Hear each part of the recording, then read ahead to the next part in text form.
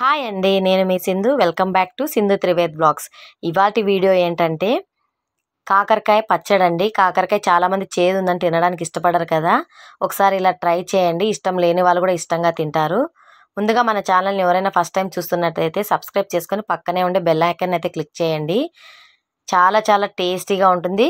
ఇప్పుడైతే మనము వీడియోలోకి అయితే వెళ్ళిపోదాము. ఇక్కడ నేను కేజీ కాకరకాయలను అయితే తీసుకున్నానండి.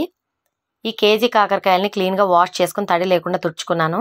ఇలా ఫ్రెష్గా ఉండి లేతగా ఉంటే కాకరకాయలు మనకి టేస్ట్ బాగుంటుంది పచ్చడిది. ఇప్పుడు వీటిని ఇలా పొడవుగా ముక్కలుగా కట్ చేసుకోవాలి. మనము ఫ్రెంచ్ ఫ్రై కట్ చేసుకుంటాం కదా, అలాగా ఇలా పొడవుగా కట్ చేసుకొని పక్కకు పెట్టేసుకుందాము.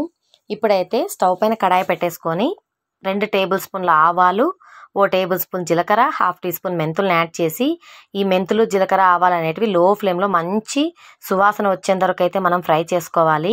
హై ఫ్లేమ్లో ఫ్రై చేసుకుంటే మనకి టేస్ట్ అనేది బాగుండదండి, చేదు వచ్చేస్తుంది పచ్చడి అనేది. ఇలా మంచిగా ఫ్రై అయిన తర్వాత చల్లారిన తర్వాత వీటిని గ్రైండ్ చేసి పక్కకు పెట్టేసుకోవాలి.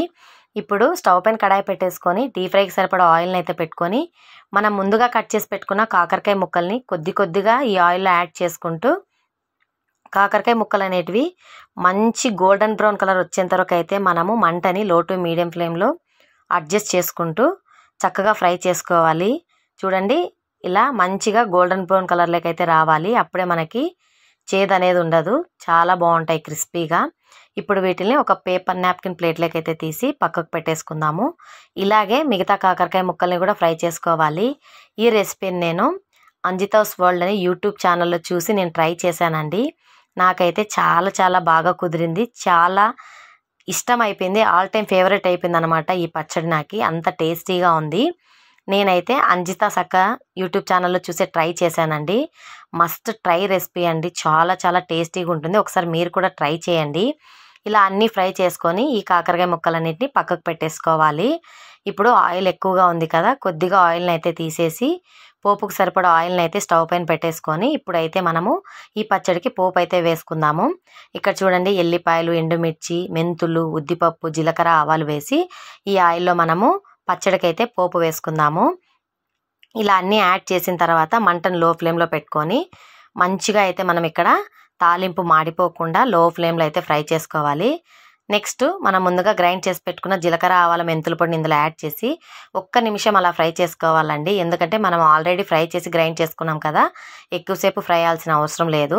ఇప్పుడైతే స్టవ్ ఆఫ్ చేసుకొని మీ రుచికి సరిపడినంత కారం, ఉప్పు, పసుపును యాడ్ చేసి ఈ పోపులో ఈ కారం, ఉప్పు అంతా మిక్స్ అయ్యేలాగైతే ఇలా కలుపుకోవాలి.